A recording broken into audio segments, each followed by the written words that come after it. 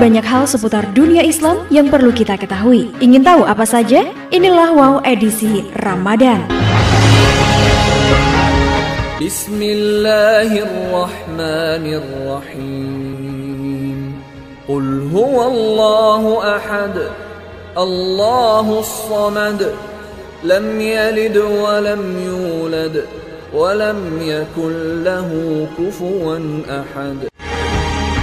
Katakanlah, dialah Allah yang Maha Esa. Allah adalah Tuhan yang bergantung kepadanya segala sesuatu. Dia tidak beranak dan tidak pula diperanakan, dan tidak ada seorang pun yang setara dengan Dia. Surat Al-Ikhlas adalah surat ke-112 dalam Al-Quran dengan keutamaan yang menakjubkan. Terdiri atas 3 ayat dan pokok isinya adalah menegaskan keesaan Allah SWT dan menolak segala bentuk persekutuan terhadapnya.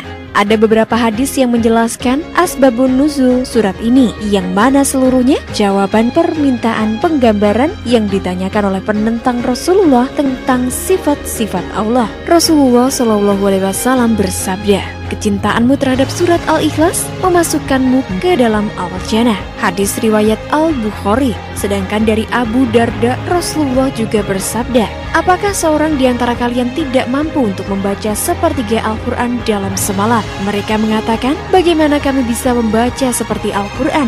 Lalu Nabi SAW bersabda, "Qul huwallahu ahad itu sebanding dengan sepertiga Al-Quran." Hadis riwayat Muslim. Kemudian oleh An-Nawawi dalam riwayat lain dikatakan, sesungguhnya Allah SWT membagi Al-Quran menjadi 3 bagian. Lalu Allah menjadikan surat Qul huwallahu ahad atau surat Al-Ikhlas menjadi 1 bagian dari 3 bagian tadi.